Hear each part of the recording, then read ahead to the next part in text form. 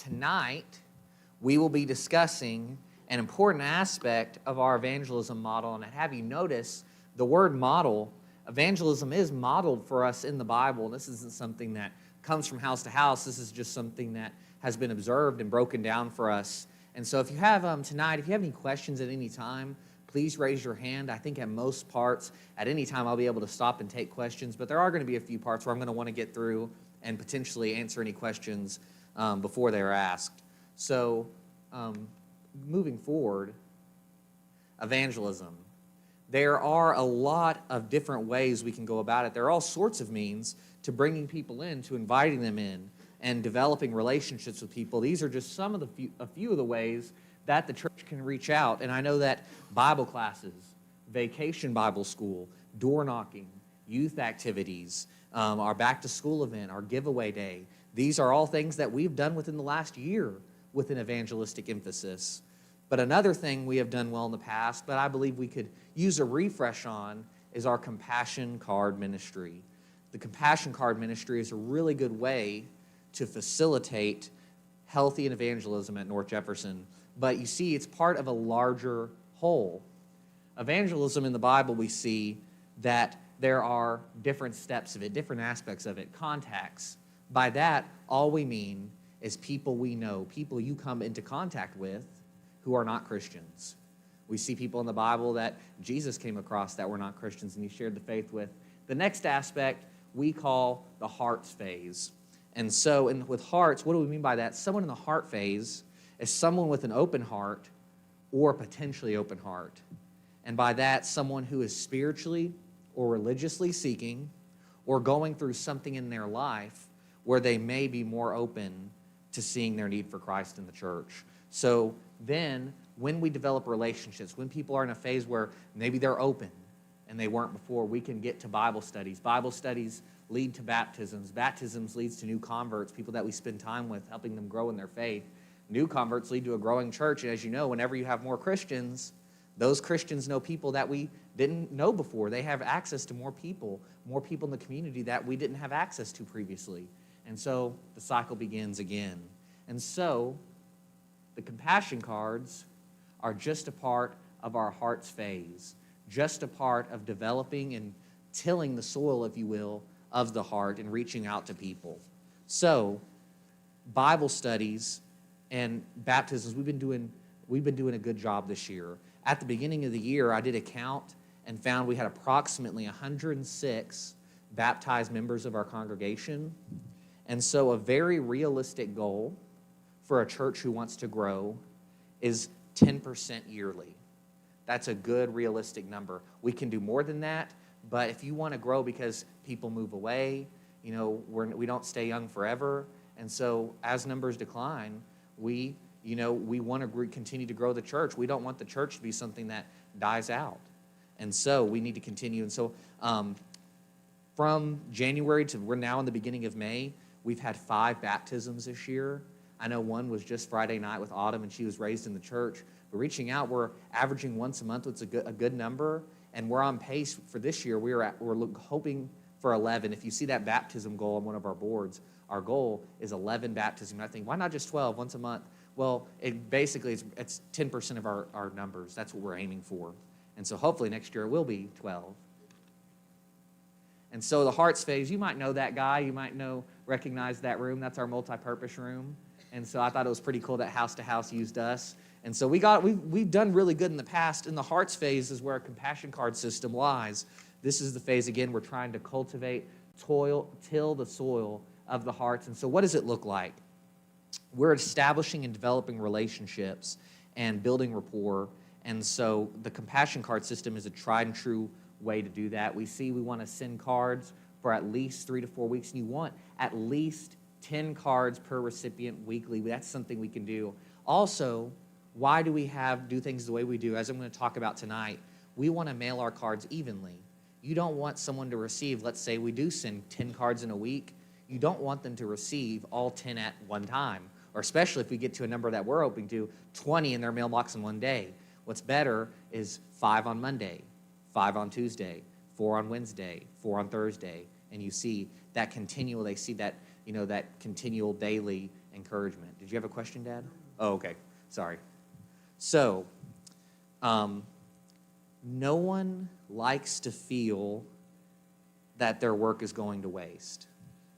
And so we have been working hard, but I think sometimes, we don't get the results from a ministry that we immediately want. And so we kind of get a little discouraged with it. And so we're at a stage in which we're revitalizing the card program. We've redone our groups, and if you don't know what group you're in, you can please see me afterward. We're going to be announcing it from the pulpit, from our announcements, to give weekly reminders. I try to send out text weekly to let you know your group is coming up. If you don't receive those and would like to receive those, please talk to me. I think a lot of us do get those texts. But no one, first off, when it talks about your work going to waste, when your work is for God, it's never a wasted effort, right? Because your work is to glorify God. So anything you do, it's not like God's going to just forget about it because it didn't lead to a good result. It's like, that it didn't result in a baptism. God's like, well, that doesn't matter anymore. No, that's not how God views things. He's very pleased with the effort you're putting in. But second off, tonight, I want to show you how we can do better. I want to show you how we can do better with our Compassion Card program and how we can even reach more lost souls with it, and maybe where things have kind of lost their direction a little bit in the past. And so, where do we see this in the Bible? Again, this has its basis in Scripture. In Luke chapter 10, after this parable of the Good Samaritan, Jesus asked the lawyer, the lawyer was asking Jesus, what did he ask Jesus? What was his question? Who is my neighbor? And Jesus tells him the story of a few devout Jews, you would think, who came across a man in need, and they did the right thing, didn't they? They stopped and helped the man. No, these devout Jews pass him up, and you have this Samaritan, someone who you wouldn't expect to stop and help. He does, and he goes above and beyond. Jesus says, which of these three was the neighbor to him? And the lawyer responds, he who showed him mercy. The one who showed him mercy, that's the word you find in verse 37. And so New Testament is the theological dictionary of the New Testament, defines that word in the Greek, mercy, the attitude that God requires of us. Some phrases you might see in the showing mercy, giving mercy.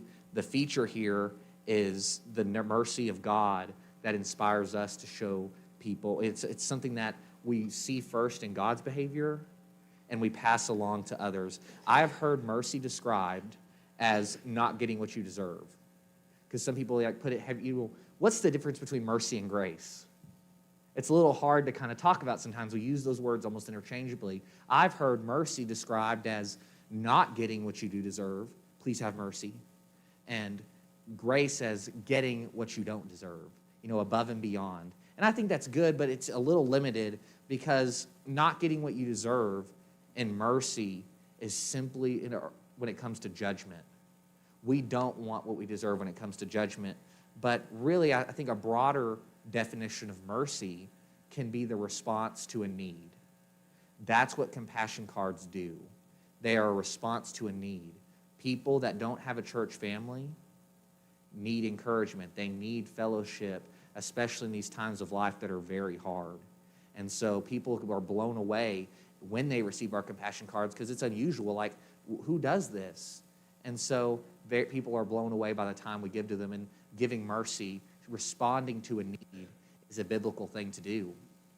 Matthew 9:36, our Savior, when he saw the multitudes, he was moved with compassion for them. Compassion is something at the very heart of Jesus, and we want to emulate. 1 Peter 3:8, be of one mind, having compassion for one another. The word there is a different word. It's sympathese or sympathese, I guess, is they offer there. But I've heard from the different dictionaries, we see that it's having fellow feeling or sharing the same experience and suffering as people, that you want to share their hurt. And it's not like you want to hurt, but you want to help them bear that load, right? I don't want you to have to go through this alone. Because with empathy, I always get those confused, sympathy and empathy. Empathy is where you feel with them, right? You've been through it. And sympathy is maybe you're not going through that situation, but you feel for them and you want to help them bear that load, that weight. And so I really liked the Theological Dictionary of the New Testament's definition for this. In 1 Peter 5:8, it means understanding participation in the lives of others. Understanding participation. and something that you are offering in their lives. You are doing something. It is a participation in their lives. You're not just saying something or thinking something from afar. You are showing that you acknowledge and care about what they are going through. Again, compassion cards is a means of an understanding participation in the lives of others. It is doing something to show you care. And so, the process starts with a contact. A person in your life who the church can write cards to. We need to be on the lookout for people in need, and we've gotten a couple names just today. Thank you. I really appreciate Alan and him bringing forth that name this morning. I appreciate Miss Joan and the people that we're meeting. They're out there. And so we need to be on the lookout. We cannot evangelize to our community if we are not observant for people to be evangelized to. And so a good way to do that, we're going to keep pushing our bookmark. This is a good way. People that you know that aren't Christians, put their name here and regularly, weekly, be praying for these people. Pray for them daily, but regularly look at the back. If someone on your list goes through a time that they're going through a sickness, a surgery, a cancer, or maybe some kind of good thing in their life we can share with them, what better time for the church to reach out to them than one of those moments?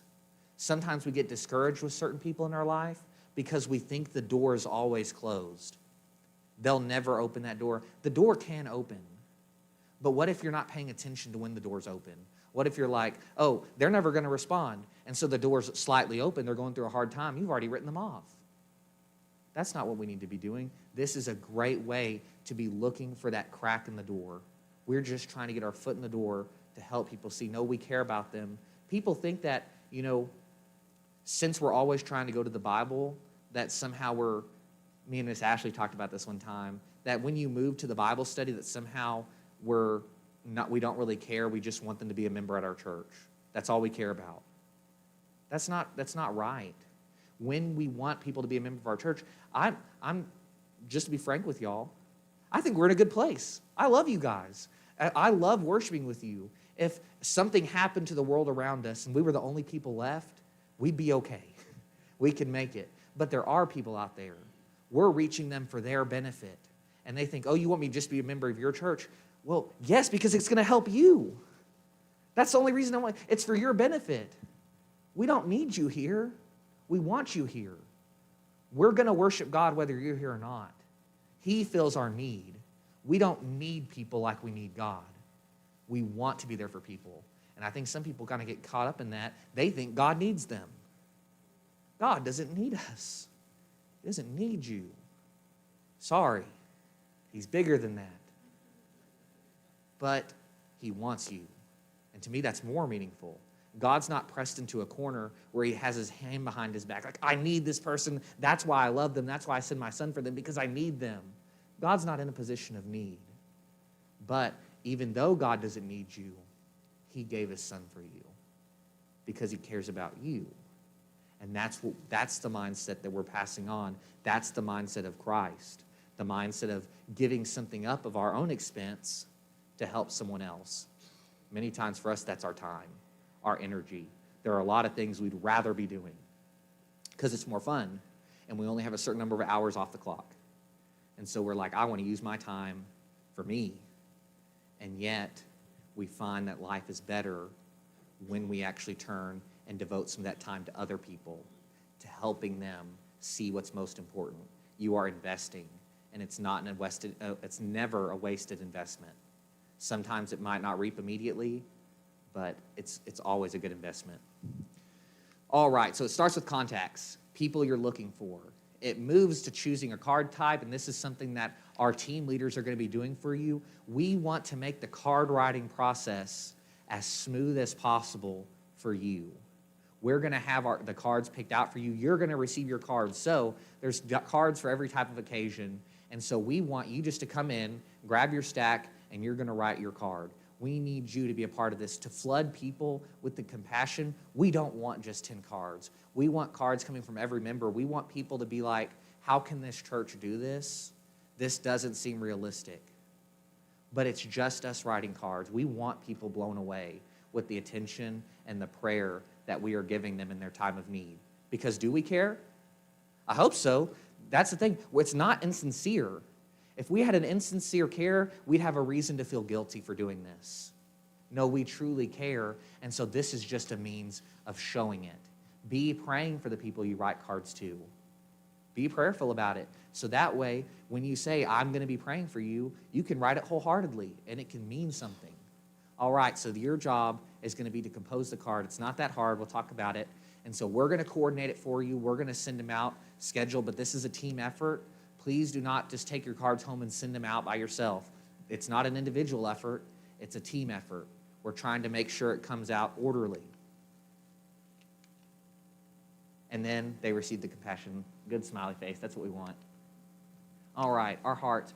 One thing I love about compassion cards, an excellent way for everyone to get involved in evangelism. I know there are exceptions. There are times where people are at an age or a situation where they can no longer write cards. But for most everyone, it's something we all can do from a young age to old. And so every member, you have been placed in a group. If unsure of yours, please see me afterward. Also, each family member should be writing their own cards. This is husband, wife, child. We want as many cards, and so I know it might sound like a lot, but why do this? House to House has found that the more cards, the better. When a husband and wife both take the time to write a card, it's more meaningful to someone than a card with husband and his wife's name on it. I believe it's because maybe in part they can see both people took the time and not that just one person wrote it and slapped both people's names on it. And so they can see that, oh, both of these people took the time to do that. And so it might seem a little excessive, but the more cards, the better. And so you might think, well, we shouldn't have to do this. We know we can combine our efforts. Don't think of it as much as combining your efforts and saving time. Think of it as multiplying your impact. As a couple, we can have twice as much impact because there's two of us. And so think of it like that. Also, kids. Kids are going to be writing cards too. I see Case, I see Avonlea, I see Annie, I see Ellie. We're going to have y'all writing some cards. It's going to be good. You can do it. Don't be scared. It's good. We're going to have crowns and stickers. It's good. People appreciate cards from Annie. They do. When they see Annie in your handwriting, you can make people's week. You're shaking your head. It's true. You'll see. You'll see. She'll see. All right. It's good. We're going to have things for them to participate in. And it's not going to be a bunch, but it's going to be good. And so team leaders are going to prepare your cards, have them all in stacks ready for you to go and pick up. Writing meetings are going to be after evening service in the multipurpose room. That's where they're going to be. Any questions so far? Anything you're wondering about? All right. Maybe you'll have a question about something else and I'll misexplain it. All right. Return address and stamps are going to be placed by the team leader. And so if you want to contribute stamps, please do. I know some people like taking them home, and we need stamps. Stamps are expensive. And we're probably, if this grows and as we're hoping to, there's a means of trying to get this down. We might end up, if not trying to be cheap, but putting 2 cards in an envelope, stacking it. And so they receive just as many cards at a lesser cost. And so there's means we can do this. But we want, please, if you're going to contribute stamps, turn them into the card your team leader so that we can measure how many cards are going out. But we do appreciate the contributions. Your card is not a book. You are not authors unless you're Miss Amanda, aspiring. No, not an author. She says she's not an author. Okay. I'm excited to see what comes from the efforts, but 3 to 4 sentences is fine. You're not writing a book. It's not like you have to write the most card. People see that you took time, that I'm praying for you. I'm so sorry to hear that you're going through this. You are in our thoughts and prayers. We'd love to have you at North Jefferson and, send some love your way. Or, Dad. I just realized recently, really, honestly, ChatGPT and things, you might get a list of things that just are starters, and you don't know what to say, and then you can have someone print it out. I think, Steve, did y'all do that? Did y'all do that before on a little list? But if it has like a page or two of just these starter sentences, that's always the hardest part, right? Yeah, just getting started. I don't recommend, ChatGPT is a good place, but if you're not careful, it sounds like it's from ChatGPT. So we don't want our cards to just sound scripted. The glory of your smile. Yeah, And so it can sound like AI. We don't want these to be AI cards, but they can be really helpful in like, okay, I want it to sound something like this and put it in my own words, right? A starter thing, exactly. And so, but something's better than nothing. It just helps you get that the gears turning. And like, okay, this is what I need. Looks something like this. But 3 to 4 sentences is fine. Gets a smiley face. That's good. If struggling with what to say, again, you can find different means of examples or talk to your team leaders or me. Huh? The very next thing you popped up was what I just... Oh, yeah, you're good. No, that's good. That's what we want. So please, this is my appeal to you, and I will explain. Please write your cards on Sunday evening. It might sound daunting.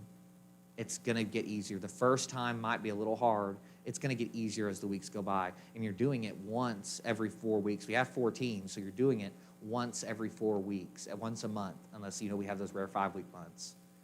30 minutes once a month. I say 30 minutes if we have 8 cards. We're not going to have more than 8. If you have 8 cards to write, you're like, wow, that's a lot. The impact is what we're shooting for. It is a sacrifice, but it's a worthy one. And why do I ask you to write it on Sunday evening? Because when we take it home, most of the time, we forget it and don't do it, and then we waste the materials, but the cards and the stuff and the stamps, or we send them out individually and we can't keep track. And that's not a part of the team effort. We're trying to be on a team effort and not a bunch of individual projects that are like sometimes successful, sometimes not. No, there's strength in numbers. Miss Janice. Oh, I thought I saw a hand go up. And so written cards get a smiley face.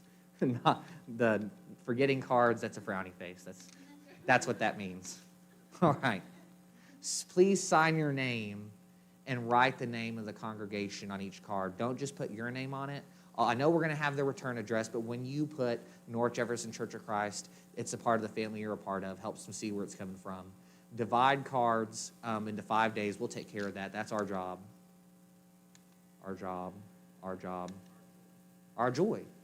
I didn't mean job in that sense. I meant our task, our responsibility. Shane. Mm-hmm.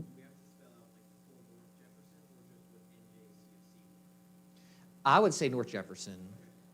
And so you're not going to write the return address or stamp it. You're just writing on the envelope the people, the recipient, and the recipient address, and that'll be provided, and you write your card with your name and the church name. But because we're going to put the stamp on the back, and then we're going to, the stamp with our return address, and then the actual mailing, the postage stamp. And so that's what that's going to be doing. But sometimes people don't, kind of quickly glance over the envelope and just open it up real quickly. So just another way for them to see where it's coming from. All right. It takes a lot of neighboring to get a Bible study. So never give up. You remember, who's my neighbor? The one who showed mercy. And sometimes people are going to respond and be thankful, and sometimes people aren't. It's not a surefire. Guess what? There's no surefire evangelism tactic. That's why we're doing different things. But compassion cards are a really good one. It's a means to keep going and keep participating together. It's something we all can do. And so we will then, this is where we've really kind of hit an impasse in times past, and we're really going to need your help. We need to follow up with people. Most people, there are a few that will receive a card and be like, you know what, I want to say thank you and go visit them in person. That is not the majority. It's not. Some people will send a card. We've gotten some cards in the past few months that where people say thank you for the cards and how much they mean to them and how important it is. But not everyone will come do that. We want to follow up. And so wouldn't you want that? Isn't that actually more compassionate anyway, to not just write a card, but to just say, hope you get better, to follow up and see, how are you doing? That's really following up is what we should be doing anyway, but also it helps us develop that relationship and move people with our compassion. And so I need a volunteer, Curtis. Could you read this? Curtis, I'm so glad you asked. What a great unprompted question. Thank you. Let me tell you about it, what we're going to be doing. Monthly SOS. We're going to meet once a month. We're going to meet after lunch once a month. So we haven't decided May we need to get together and our team leaders decide what Sunday we're doing. But we're going to have a discussion about visitation. We're really going to calm any fears and talk about, what this looks like. It's not as big a deal as you might think. But we're going to check on follow-up with people that we're writing the cards to. We've really missed our window with a lot of people we've written cards to in the past. And again, our work was not in vain. We did encourage those people, but we may have missed out on the results that we could have had we gone and visited them. And I say, well, isn't that, someone's job? We are having Bible studies, but there's only so much a few people can do. And so we need you. We need more people. We need help. And so it's really not that big a deal. We're going in, we're checking on, when you say we're with the North Jefferson Church of Christ and they've received 40 cards over the past month, they're like, oh, you've been sending all the cards. It bridges that gap. Some people get scared of approaching any door, like, I'm not going to do door knocking. This is not cold call door knocking. It's not just knocking on a random door and not, knowing anyone inside. This is a whole lot easier, and you bridge the gap. We're just following up with your need. And people appreciate that. They might not always come to church because of it, but they appreciate the follow-up. And so we get a chance to say, would you like to learn more about the North Jefferson Church of Christ? Do you know a lot? Have you heard of North Jefferson before? Would you like to learn more? And when people say yes, guess how they're going to learn more about it? This is how we tell more people about North Jefferson. And so it's in here. And so that's what we're going to be doing. All right, so monthly meetings. And so if you put someone on the list, we are going to need you on the visit. And please don't get scared like, well, I'm not putting anyone on the list anymore. No, please don't do that. That's not what we want. Just because you're on the visit does not mean you're leading the Bible study. You're going to have someone with you, someone else from the congregation, maybe a minister, maybe one of our elders or deacons. You're going to have someone come with you, but you're going to bridge that. It's not just complete strangers coming up to the door. It's, hey, hey, person that I know, these are people in my church. We've been praying for you. We want to come check up on you. And so it bridges that gap. It gives them someone they know and helps them introduce them to someone they don't, and possibly, likely get a Bible study from that, hopefully. And so it really helps if you put that name on the list to be on our visits. And we will be asking that. And please don't avoid it. It's a good thing. We want people in our lives to obey the gospel. Sometimes we're like, oh, it'd just be amazing if everyone was Christians. It's not going to happen, but it'd be amazing. Sometimes we just resign ourselves to that. It's not as big as a mountain sometimes as we make it out to be. But you have to take steps. If you don't give anyone the chance, in eternity, we're going to be thinking, what would have happened had I just tried? What if they responded? Don't let it be on you. It's going to be on them. Take the pressure off yourself with any aspect of evangelism. It's not about you. If they have a heart to respond to evangelism, they're going to respond. If they don't have a heart to respond to evangelism, you could do it perfectly and they'd still say no. See Jesus. And so it's really not about you. These are different methods of helping people, reaching out to people, developing relationships with people. It's on them whether they're going to respond or not. If God doesn't force people, we shouldn't either. God does not force anyone to love him, to come to church. But these are means of helping people see God's love. How did Jesus say they'll know we're Christians? By our love. Miss Joan.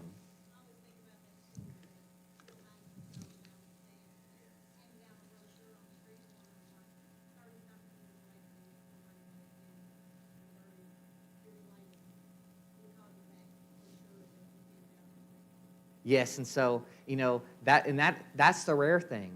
And so I love that story. It's an amazing story. It shows, it's like that illustration about the guy planting the seeds, and he's watering them, and he's like, they're never coming up. And then the other neighbor on the other side of the fence is like, wow, these are amazing. And so, we don't always see the results of what we're planting. And so that's an amazing story. I do love it because it shows that just because you didn't know, had he never heard about the follow-up, he would have thought nothing had come from that. But something did. And so that's an amazing thing.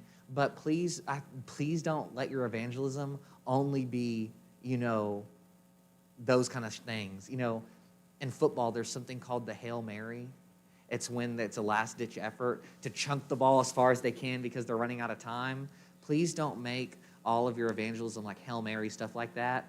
Because it's like in football, why do they not just throw Hail Marys? Because there's quicker ways and better ways or easier ways to get down the field and break it up into bits and then score the touchdown.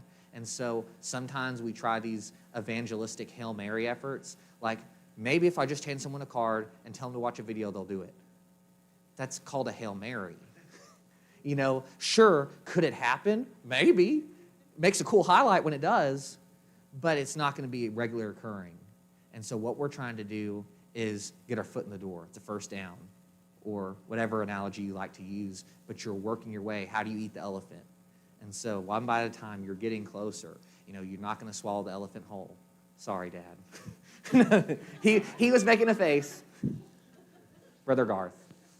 One of the things that kind of warmed our hearts when we got pictures back in our family from the campaign. Kate went on and all that. We saw people in the pictures that we worked with when we were there working. Wow. And you see them still there, and they're participating in their potlucks, and we just know that it didn't just happen overnight with people. There's a background. And so there was a community, or it was somebody that they were working with, and they started bringing it out, and we got to come up, and then they had their study, and so you just to see it, that's when the product comes in. If you like to learn more, that's where it started. Mm-hmm. Ultimately, that's where that started. Yes. So, to be able to see that just recently for us, it was very powerful. And it's encouraging. I want to do that again. But it didn't happen overnight. So please, sometimes we get discouraged. They didn't say yes immediately. They didn't respond overnight. How many life-altering decisions have you just made on a whim? Maybe one or two, if that. Most people don't do that. Most people, it takes time. It takes just things weighing on their mind. And so that's how it works. And so, to see like that, and, did you expect to see some of the people in the pictures that you saw? Couple surprises. Wow. Wow. I didn't recognize her first. My wife had to say, that's such and such. Like, oh, wow, she's still there, And so, I wish I wouldn't have said that. Yeah, but and so people surprise you. And so if we leave it purely on assumptions, sometimes we're going to turn away people who could have been Christians had we not shut them down. We did the shutting down for them, sadly. Let that never be the case for us. We're going to give people a chance. People are going to do enough shutting down on their own. Let's not shut the door for them. And so, Miss Tina. Okay, what about, I have Armstrong, Mm-hmm. and she's gone down the wrong path. Yes, ma'am. But she has been baptized, and everything. Could I get her address and please get her card? Absolutely. This program, we're not going to be writing, we have a different thing for Christians on the sick list, but for wayward Christians, people who have been baptized, what better way to show them the love than to say, hey, we miss you. We're praying for you in this time. Maybe someone that was a Christian but made bad choices and now is incarcerated. That's something we can do. We can send them cards and help bring them back, as opposed to just like a cold call, like, you need to come back to church. Sure, is that true? It's true, but are they more likely to respond to that, or maybe getting 100 cards and then like, wow, these people really mean what they say?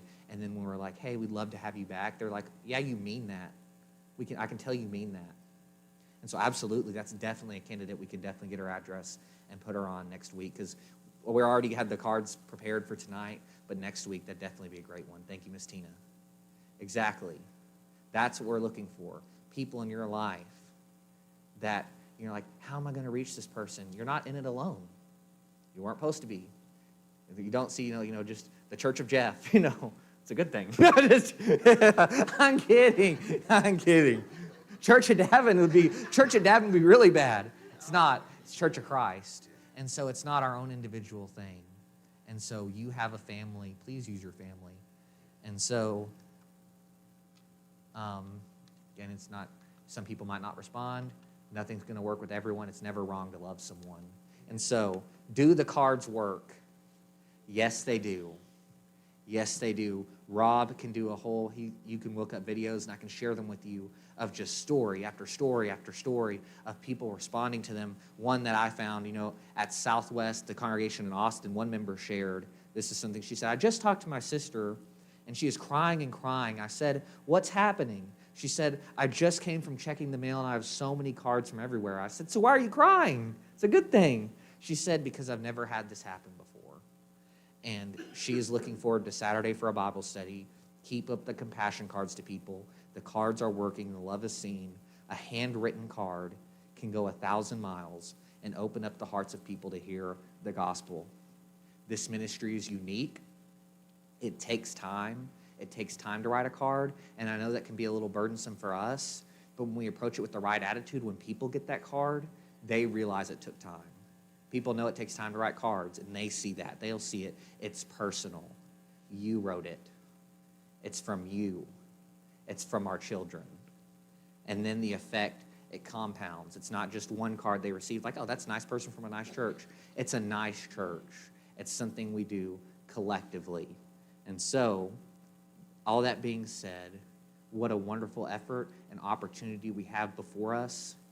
Please, if you have any questions that you don't want to share in front of everyone, come and talk to me or Jeff personally, and we'd love to help you. Please don't let there be any hindrance. I'm not a good writer. It doesn't matter. People aren't like, oh, this isn't Shakespeare writing me a card. He's dead. So it's not going to be Shakespeare. Sorry. It's us. We're regular people. Some of us may be good writers. Some of us may be not. They see you care. That's what matters. Don't let anything stop you. You can do this. I understand there are people with health limitations, that arthritis, different things, eyesight. Maybe you can't write the cards. You can be praying. But most of us can. Please be a part of this ministry. And also at this time, if you need help, if we can pray for you for anything in your life, we're going into another week. The devil's going to come at us hard again.